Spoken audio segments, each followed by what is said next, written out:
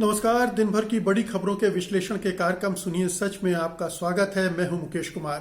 दोस्तों, आज का अंक इस वर्ष का आखिरी अंक है, आखिरी कड़ी है सुनिए सच की। उम्मीद है कि ये हमारा साल भर का सफर आपके साथ अच्छा गुजरा होगा। आपको आपकी अपेक्षाओं के अनुरूप खबरें हम दे पाने में कामयाब रहे होंगे।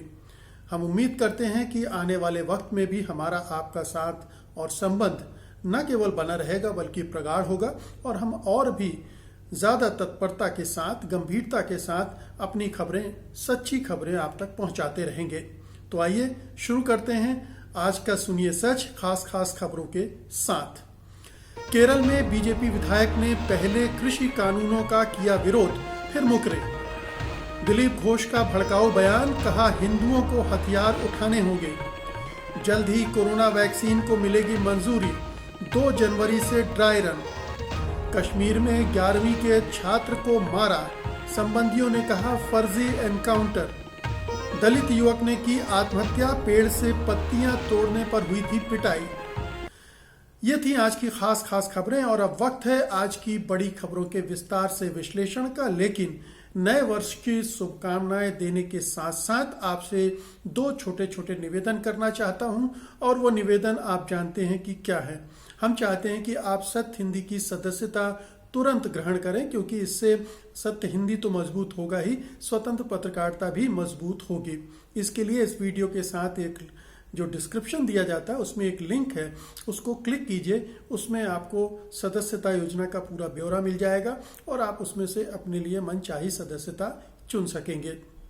दूसरा निवेदन यह है कि satyhindi.com का ऐप आप तुरंत डाउनलोड कर लीजिए। ये गूगल प्ले स्टोर पर भी उपलब्ध है और इस वीडियो के साथ दिए गए डिस्क्रिप्शन में उसकी लिंक भी मौजूद है, उसको भी क्लिक करके आप डाउनलोड कर सकते हैं। तो ये दोनों काम आप ज़रूर करेंगे, क्योंकि नए साल में हमें अपना साथ और मजबूत करना है। तो आइए अब सिलसिला शुरू करते हैं आज की बड़ी खबरों के विस्तार से विश्लेषण का। लेते हैं आज की सबसे अहम खबर सबसे पहले। केंद्र सरकार के जिन 3 कृषि कानूनों के खिलाफ किसान प्रदर्शन कर रहे हैं, उन्हीं कानूनों के खिलाफ केरल की विधानसभा ने एक प्रस्ताव पारित कर दिया है। प्रस्ताव में कहा गया कि केंद्र सरकार इन विवादास्पद कानूनों को वापस ले, क्योंकि इन्हें जल्दबाजी में संसद द्वारा लागू किया गया। केरल की पिनराई विजयन की सरकार ने किसानों के मुद्दे पर चर्चा के लिए 1 घंटे के लिए विशेष सत्र बुलाया था। विजयन की सरकार विधानसभा का सत्र काफी पहले बुलाना चाहती थी, लेकिन राज्यपाल आरिफ मोहम्मद खान ने मंजूरी नहीं दी थी। इस पर काफी विवाद भी हुआ था, लेकिन बाद में राज्यपाल ने इस सत्र के लिए सहमति जता दी। केरल विधानसभा ने सर्वसम्मति से यह प्रस्ताव पारित किया। विधानसभा में बीजेपी के एकमात्र सदस्य ओ राजगोपाल ने प्रस्ताव से असहमति जरूर जताई, लेकिन विरोध में वोट नहीं किया। सत्र के बाद राजगोपाल ने पत्रकारों से कहा, प्रस्ताव सर्वसम्मति से पारित किया गया। मैंने कुछ बिंदुओं के संबंध में अपनी राय रखी, इसको लेकर विचारों में अंतर था जिसे मैंने सदन में रेखांकित किया। उन्होंने कहा, मैंने प्रस्ताव का पूरी तरह से समर्थन किया है।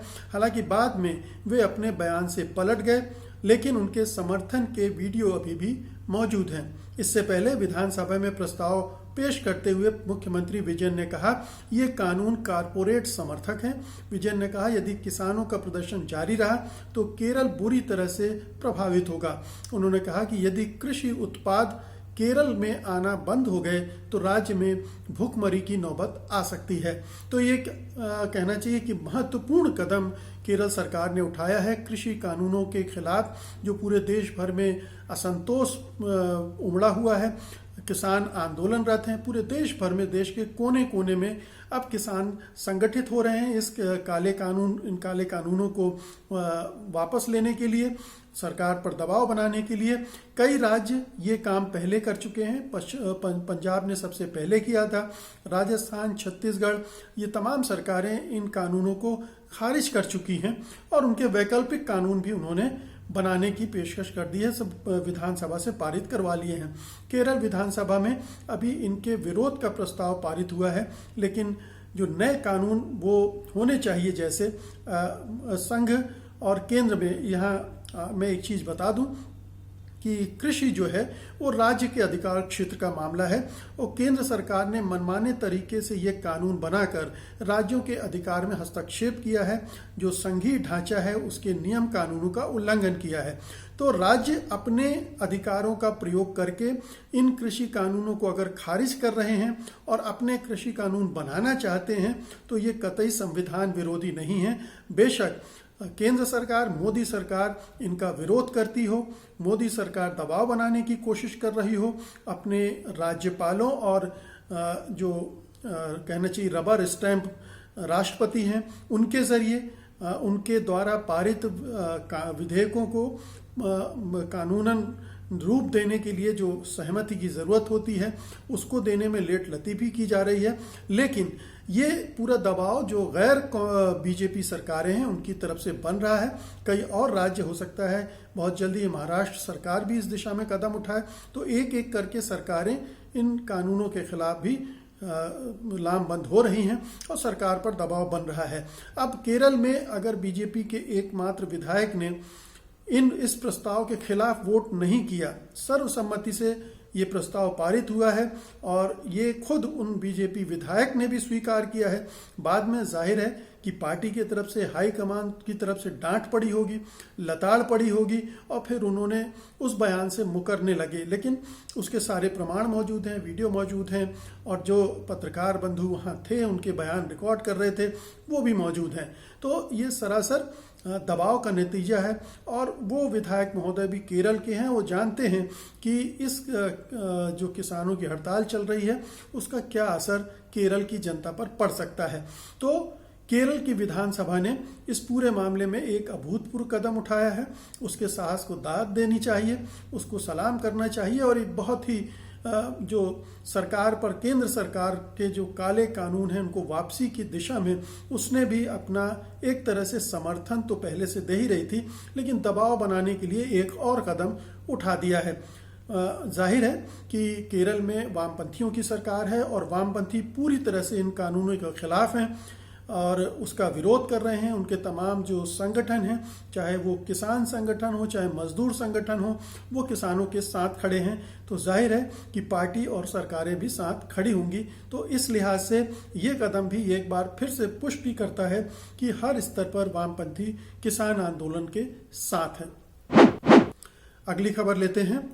पश्चिम बंगाल बीजेपी के अध्यक्ष दिलीप घोष ने एक ऐसा विवादित या भड़काऊ बयान दिया है जिससे राज्य के राजनीतिक माहौल के और हिंसक होने का खतरा पैदा हो गया है। घोष ने बंगाल में एक जनसभा में कहा, हिंदू समाज को हथियार उठाने होंगे, अगर कोई कायर निहत्था कहे तो तुम उसका गला पकड़ लो। घोष ने आगे कहा, हिंदू समाज कायर नहीं था, हम तलवार, बंदूक, त्रिशूल से सामना करने वाले हैं। हिंदुओं का कोई भी देवी देवता बिना शस्त्र का नहीं है। घोष इससे पहले टीएमसी के कार्यकर्ताओं को ये कहकर भी धमका चुके हैं कि उनके हाथ वो पैर तोड़ दिए जाएंगे, पसलियां तोड़ दी जाएंगी और सिर फोड़ दिया जाएगा। हो सकता है आपको अस्पताल जाना पड़ जाए, यदि आपने ज़्यादा कुछ किया तो आपको श्मशान भी जाना पड़ सकता है। अगर घोष के इस बयान के जवाब में दूसरी ओर से भी इसी तरह के बयान आने लगे तो निश्चित रूप से व्यवस्था बिगड़ने का खतरा पैदा हो जाएगा। राज्य में कुछ दिन पहले ही बीजेपी के राष्ट्रीय अध्यक्ष जेपी नड्डा के काफिले पर हमला हो चुका है। उसके पहले तृणमूल कांग्रेस और बीजेपी के कार्यकर्ताओं में लगातार टकराव हो रहा है, हिंसक झड़पें हो रही हैं, मारपीट हो रही है, एक तनाव का वातावरण बना हुआ है। ऐसे में एक पार्टी का प्रदेश अध्यक्ष इतने गैर जिम्मेदाराना ढंग से बयान देता है और बयान पर बयान देता जा रहा है, आप सोच सकते हैं कि उससे राज्य के हालात किस तरह से और ख़राब हो सकते हैं। लेकिन अफसोस की बात है कि उनकी पार्टी उन्हें रोक नहीं रही है, वो इस तरह की हरकतों में लिप्त हैं। बल्कि वही क्यों, उनकी पार्टी के दूसरे नेता भी इसी तरह के बयान लगातार दे रहे हैं, हिंसा भड़काने वाले बयान दे रहे हैं, तनाव बढ़ाने वाले बयान दे रहे हैं। और वही क्या, जो शीर्षस्थ नेता हैं वो भी इसी तरह की मुद्रा में हैं। उन्होंने इसी तरह की रणनीति अख्तियार कर रखी है कि पश्चिम बंगाल में भय, आतंक और अस्थिरता अनिश्चितता का वातावरण निर्मित करना है। इसके लिए इस तरह के बयान दिए जाएं, इस तरह की गतिविधियां की जाएं ताकि माहौल बिगड़े और लोगों को लगे कि अगर बीजेपी नहीं आई तो पता नहीं पश्चिम बंगाल का क्या होगा। तो तृणमूल कांग्रेस को डिस्क्रेडिट करने के लिए, हालांकि तृणमूल कांग्रेस कोई बहुत साफ सुथरी पार्टी नहीं है, वो भी गुंडों की मदद लेती है, वो भी हिंसा का सहारा लेती है, वो भी इस तरह से टकराव को आमंत्रित करती है।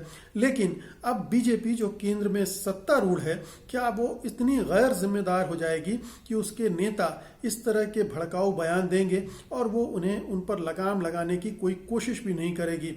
दिलीप घोष तथागत जो हैं वो इस तरह के तमाम नेता लगातार गंदी भाषा में, अलोकतांत्रिक भाषा में, भड़काऊ भाषा में बयान पर बयान देते जा रहे हैं।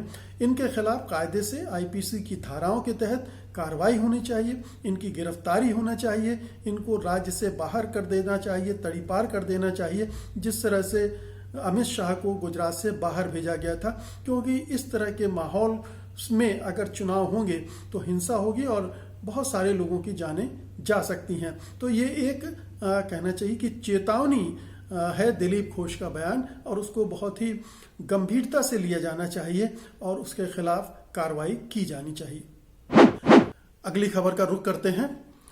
भारत में कुछ दिनों में ही कोरोना वैक्सीन के इस्तेमाल की मंजूरी मिल सकती है। वैक्सीन की मंजूरी के रास्ते अब साफ होते जा रहे हैं। इसी महीने आपात इस्तेमाल की मंजूरी के लिए जिन 3 वैक्सीन के लिए और आंकड़े मांगे गए थे, उनमें से एक वैक्सीन को मंजूरी मिलने की संभावनाएं तब और बढ़ गईं जब ब्रिटेन में ऑक्सफोर्ड यूनिवर्सिटी और एस्ट्राजेनेका की वैक्सीन को मंजूरी मिल गई। इस खबर के बाद एम्स के निदेशक रणदीप गुलेरिया ने भी कहा है कि गिने चुने दिनों में ही इस वैक्सीन को भारत में मंजूरी मिल सकती है। कोरोना वायरस वैक्सीन के आपातकालीन इस्तेमाल की मंजूरी के लिए आए आवेदनों पर बुधवार को सरकार द्वारा नियुक्त विशेषज्ञों के पैनल ने विचार विमर्श किया था। एक सरकारी बयान में कहा गया है कि आंकड़ों का विश्लेषण जारी है और पैनल शुक्रवार को फिर से बैठक करेगा। एक बार जब विशेषज्ञ पैनल द्वारा वैक्सीन को हरी झंडी मिल जाएगी तो अंतिम मंजूरी के लिए drugs controller general of India यानी DCGI में आवेदन किया जाएगा। बता दें कि दुनिया की सबसे बड़ी वैक्सीन बनाने वाली कंपनी सीरम इंस्टीट्यूट के CEO आदार पूनावाला ने कहा है कि ऑक्सफोर्ड एस्ट्राजेनेका शॉट की लगभग 5 करोड़ खुराक पहले से ही तैयार कर ली गई हैं और अगले साल मार्च तक इसे 10 करोड़ तक बढ़ाने की योजना है। वहीं केंद्र सरकार ने पूरे देश में कोविड वैक्सीन टीकाकरण के लिए सभी राज्यों और केंद्र शासित राज्यों को पूरी तरह से तैयार रहने के निर्देश दिए हैं। सरकार ने बताया है कि 2 जनवरी को सभी राज्यों और केंद्र शासित राज्यों में ड्राई रन किया जाएगा। हर प्रदेश की राजधानी में कम से कम 3 जगहों पर ड्राई रन किया जाएगा। तो ये पूरा साल वैक्सीन के इंतजार में गुजर गया कि कब वैक्सीन आएगी और कब हम कोरोना के इस आतंक से मुक्त हो पाएंगे। तो अब वैक्सीन लगभग आ चुकी है और उम्मीद की जा रही कि 2 जनवरी को तो इसके ट्रायल होने ही है, ड्राई रन होना ही है। ट्रायल तो खत्म हो चुके हैं पहले ही, और जो वैक्सीन ऑलरेडी कई देश, संपन्न देश, बड़े देश इस्तेमाल करने लगे हैं, अगर उन वैक्सीन को हमारे यहाँ भी लगवाना शुरू करते हैं, टीकाकरण अभियान शुरू होता है, तो नए साल में ये एक अच्छी खबर के साथ शुरुआत होगी। हम सब इंतजार कर रहे हैं। कोरोना ने हमारे सबके जीवन को बुरी तरह से प्रभावित किया है। लाखों लोग बेरोजगार हुए हैं, लाखों लोगों के सामने रोजी रोटी का संकट है और बहुत सारे लोग परेशान हैं विभिन्न कारणों से, क्योंकि हर चीज अस्त व्यस्त कर दी है कोरोना ने। तो इस पूरे माहौल से निकलने के लिए पूरे लोग, पूरा देश और पूरी दुनिया छटपटा रही है। बहुत सारे देशों में वैक्सीन का अभियान शुरू हो गया है, टीकाकरण शुरू हो गया है, ब्रिटेन में, अमेरिका वगैरह में, रूस में भी। और अब उम्मीद की जा रही है कि जनवरी में फ्रंट लाइन वर्कर्स को ये वैक्सीन मिलनी शुरू हो जाएगी। उसके बाद आम लोगों के लिए का भी नंबर आएगा और वो माना जा रहा है कि 3 से 6 महीने के अंदर बहुत बड़े तादाद पर देश में इसकी वैक्सीनेशन का काम किया जाएगा। हालांकि पूरे देश, पूरी आबादी को वैक्सीन देने का जो लक्ष्य है उसमें थोड़ा वक्त लग सकता है, क्योंकि बहुत बड़ा देश है, बहुत जगहों तक जिस तरह का इंफ्रास्ट्रक्चर चाहिए लोगों तक पहुंचने का, वैक्सीन पहुंचाने का, वो एक चुनौतीपूर्ण कार्य है। लेकिन उम्मीद करनी चाहिए कि हमारी सरकारों ने उसकी पुख्ता तैयारी कर ली होगी और उसमें कम से कम दुश्वारियां आएंगी। हालांकि केंद्र सरकार हर मामले में अभी तक ढीली साबित हुई है और ऐसा लगता है, बल्कि ये सच है, कि उसकी लापरवाहियों की वजह से भी कोरोना महामारी ने हमारी अर्थव्यवस्था को और जनजीवन को ज़्यादा प्रभावित किया है।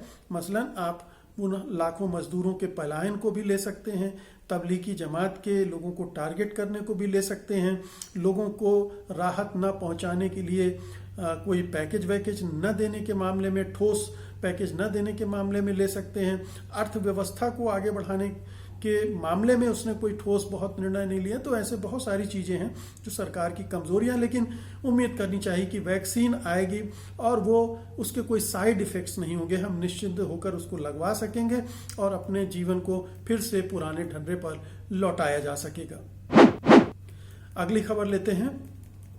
जम्मू कश्मीर में शोपियां मुठभेड़ के फर्जी पाए जाने और इस मामले में सेना के एक अधिकारी के शामिल होने की बात सरकार द्वारा स्वीकार कर लिए जाने के सिर्फ 4 दिन बाद एक और मुठभेड़ हुई है, जिस पर गंभीर सवाल उठ रहे हैं।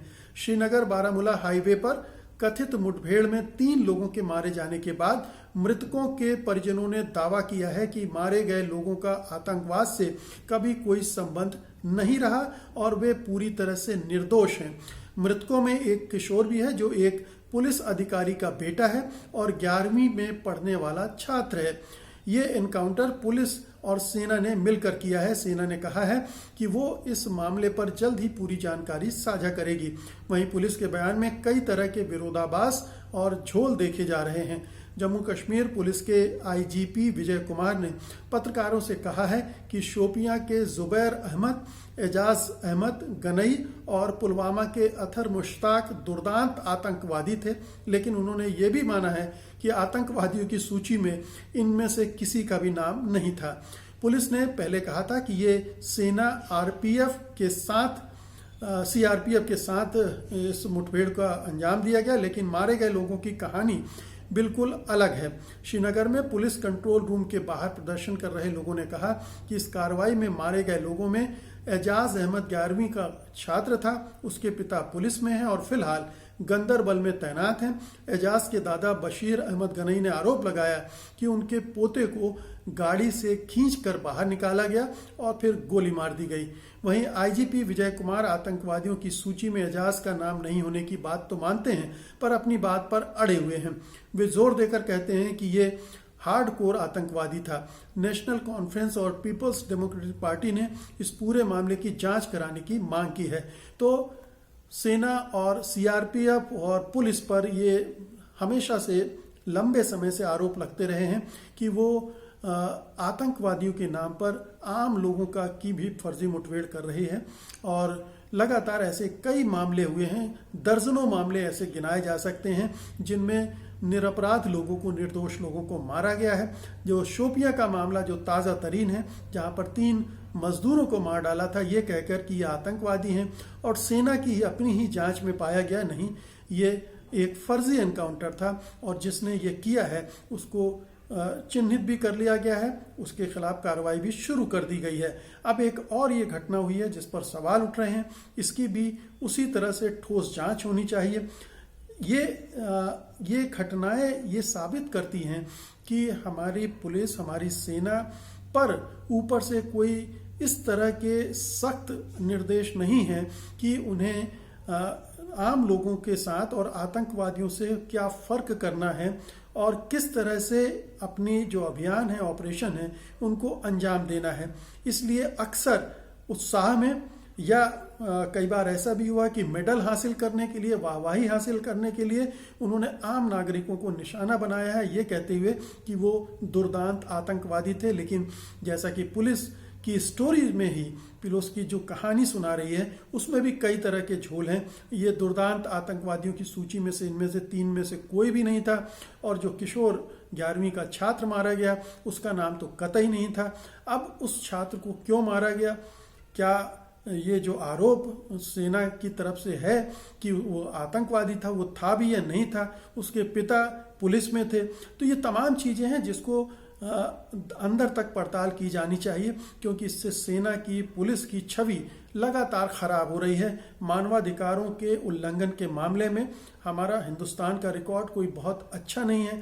अंतर्राष्ट्रीय स्तर पर उसकी लगातार आलोचना होती रही है और अभी हाल में ही संयुक्त राष्ट्र सुरक्षा परिषद में वो एक सदस्य बना है और वहाँ ये कहा है हमारे प्रतिनिधि ने कि मानवाधिकारों के मामले में भारत बहुत सख्त रवैया अपनाएगा, और यहाँ कश्मीर में ठीक उसका उल्टा हो रहा है। तो ये बहुत ही चिंता की बात है और देश के लिए शर्म की बात है कि हमारा रक्षा मंत्रालय इन घटनाओं के मामले में ऐसा लगता है कि बहुत गंभीर नहीं है, संवेदनशील नहीं है, और उसे ये परवाह नहीं है कि मानवाधिकारों की किस तरह से हत्या हो रही है और किस तरह से देश की बदनामी हो रही है। और अब आज की अंतिम खबर लेते हैं।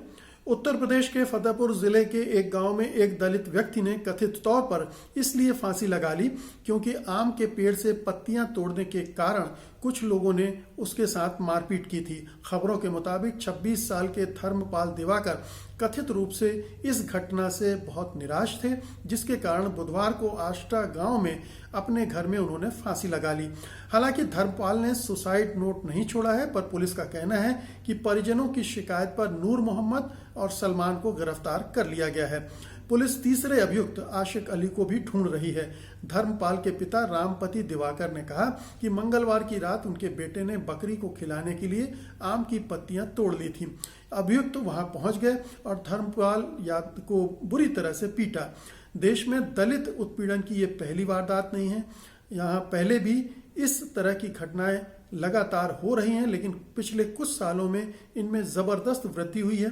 उड़ीसा के ढेंकनाल जिले में कांटियों केटनी गांव में एक दलित लड़की ने सवर्ण के बगीचे से फूल तोड़ लिया तो उसका सामाजिक बहिष्कार कर दिया गया। फूल तोड़ने की घटना के बाद 2 हफ्ते से 40 दलित परिवारों का सामाजिक बहिष्कार किया जा रहा है। इन 40 परिवारों को सार्वजनिक दुकानों, सामाजिक कार्यक्रमों, पीडीएस की सरकारी दुकानों, सरकारी विद्यालयों से बहिष्कृत कर दिया गया है। गांव का कोई सवर्ण इनसे बात नहीं करता है। उत्तर प्रदेश के अमेठी जिले में हुई एक और घटना में एक दलित को जिंदा जला दिया गया।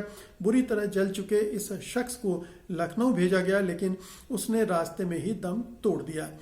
तो साल के अंत की ये आखिरी खबर थी और बहुत ही दुखद खबर थी और बहुत ही शर्मनाक खबर थी कि हमारे देश में लगातार संविधान, कानूनों को धता बताते हुए लोग दलितों पर इस तरह से अत्याचार कर रहे हैं और हमारी सरकारें हाथ पर हाथ धरे बैठी हुई हैं, कोई ठोस कार्रवाई नहीं कर रही हैं। उत्तर प्रदेश के हालात तो कहना, उनका जिक्र करना ही बेकार है, क्योंकि हर दूसरे दिन कोई ना कोई घटना यहाँ इसी तरह से आती रहती है। और ये धर्मपाल की खबर भी उत्तर प्रदेश की है। हाथरस की घटना को आप भूले नहीं होंगे, और कितनी ही दलित लड़कियों के बलात्कार का एक सिलसिला उसके पहले उत्तर प्रदेश में कई जिलों में चला था और उनकी खबरें राष्ट्रीय स्तर पर उछली भी थी। लेकिन उसके बाद एक खामोशी सी छा गई। उत्तर प्रदेश की योगी सरकार ने कोई भी कदम, एक भी कदम ऐसा नहीं उठाया जिससे प्रदेश के जो दलित हैं वो निश्चिंत हो सकते, वो अपने को सुरक्षित महसूस कर सकते। तो उन्होंने अपनी तरफ से कोई कदम नहीं उठाया, क्योंकि बड़े पैमाने पर यह माना जा रहा है कि बीजेपी का जो सवर्ण नेतृत्व है वो नहीं चाहता है कि किसी भी तरह से सवर्णों पर अंकुश लगाया जाए और उनको नाराज किया जाए। भले ही दलितों के साथ तो अत्याचार पहले से हो रहा है, वो चलते रहने दिया जाए। तो जो खुली छूट मिल गई है तथाकथित ऊंची जातियों को, उसकी वजह से इस तरह के मामले लगातार बढ़ते जा रहे हैं। और चूंकि वो उस तरह की इच्छा शक्ति नहीं है, वो कमिटमेंट नहीं है, वो उनके एजेंडे में ऊपर नहीं है। उनके एजेंडे में हिंदू मुसलमान को बांटना, उनको लड़ाना, ये ज़्यादा है। इसलिए इन मामलों पर कोई तवज्जो सरकारें नहीं दे रही हैं, बल्कि उनको कमज़ोर करने की कोशिशें सरकारों की तरफ से लगातार हो रही हैं। ख़ासतौर से जहाँ जहाँ बीजेपी की सरकारें हैं वहाँ ज़्यादा हो रहा है और उन पर ध्यान भी नहीं दिया जा रहा है। तो ये दुर्भाग्यपूर्ण है कि हम अगले साल में, नए वर्ष में प्रवेश करते समय इस तरह की वारदातों को सुन रहे हैं। इस तरह की घटनाओं को सुनते हुए हम पिछले साल को विदा कर रहे हैं। बहरहाल उम्मीद रखना चाहिए, आशावादी होना चाहिए। नए आने वाले वक्त से हम आशा रखेंगे, तभी कुछ बेहतर का निर्माण भी कर पाएंगे। और उन लोगों को जिनको हमने जिम्मेदारी दी है इनको ठीक करने की, अगर वो ठीक नहीं करते हैं तो उनको भी ठीक करने का जिम्मा हम सबका है। और हम बतौर मीडिया कर्मी या बतौर नागरिक अपनी भूमिका को अंजाम देंगे, ज़्यादा गंभीरता से लेंगे, ज़्यादा उसे मुस्तैदी से समझेंगे और उस पर अमल करेंगे। इन तमाम बातों के साथ, तमाम शुभकामनाओं के साथ मैं अब विदा लेता हूं। आपसे मुलाकात होगी 1 जनवरी की रात को। तब तक के लिए नमस्कार, शब बखैर। सत्य हिंदी का ऐप डाउनलोड करें गूगल प्ले स्टोर पर।